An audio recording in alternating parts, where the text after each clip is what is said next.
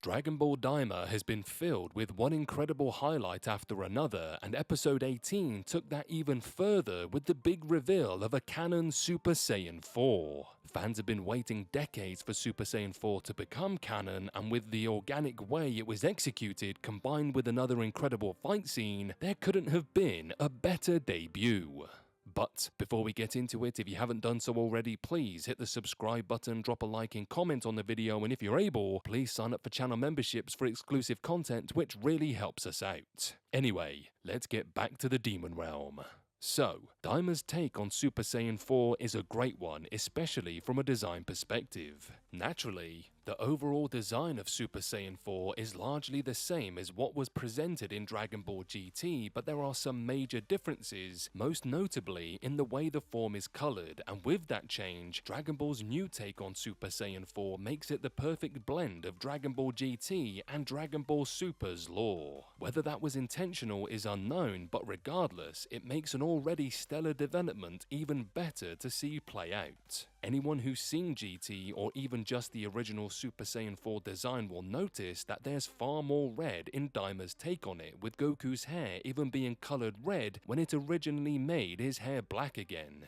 If anything, the red coloring is nearly identical to the red coloring of Super Saiyan God, so Dragon Ball DAIMA's new take on Super Saiyan 4 pays respect to both GT and Super by combining the aesthetics of Super Saiyan 4 and Super Saiyan God. That design choice is not only great visually, but thematically as well. Super Saiyan 4 was once presented as the form of the legendary Super Saiyan before Super introduced Super Saiyan God, so with the canon Super Saiyan 4 having so much more red to its design, DAIMA's take on it can be seen as a fusion of GT and Super's differing takes on the legendary Super Saiyan form from a visual standpoint. It's the perfect homage to both stories, and it makes the new Super Saiyan 4 even better to look at. Overall, DAIMA's new take on Super Saiyan 4 works as a perfect means of satisfying fans of both GT and Super. It would have been easy for Super Saiyan 4's design to be left unchanged, but by changing the design to incorporate elements of Super Saiyan God, DAIMA gives fans of both GT and Super something to be happy about with how much Super Saiyan 4 takes from both shows.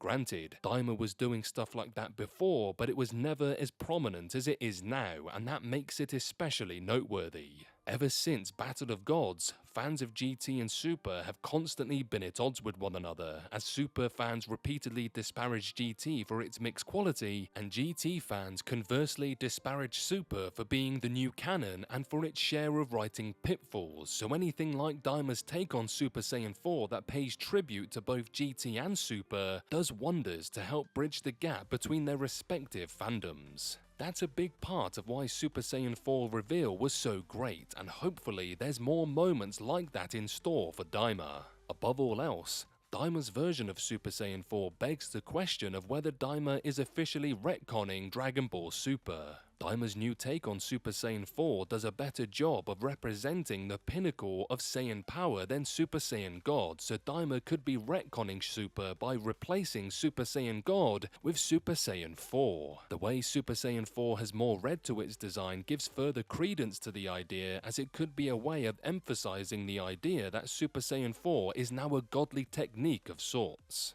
While it could be a retcon of sorts, I believe that Super Saiyan 4 will be an exclusive transformation to the Demon Realm only, which also doesn't affect the introduction of Super Saiyan God. We've seen this kind of thing before where Super Saiyan 3 works on Earth, but because of the energy drain, it could only really be utilized in the afterlife properly, and could also be why the Super Saiyan 3 transformation worked so well in the Demon Realm in DAIMA. If there's anything to take from Super Saiyan 4's reappearance, it's that Dragon Ball DAIMA continues to be the perfect love letter to Dragon Ball GT. Super Saiyan 4 being canon is one thing, but between the adventure aesthetic and how many episodes the plot threads directly reference and refine elements of GT, DAIMA has always positioned itself as a long-standing homage to it. DAIMA remaking GT was even explicitly stated to be intentional, and with Super Saiyan 4, that's now impossible to deny. As divisive as GT is, the writing and action were almost always far better than people gave it credit for, with Super Saiyan 4 naturally being a major highlight, so DAIMA's continued homages to GT are the best way the Dragon Ball franchise has seen fit to acknowledge that there was some merit to its existence.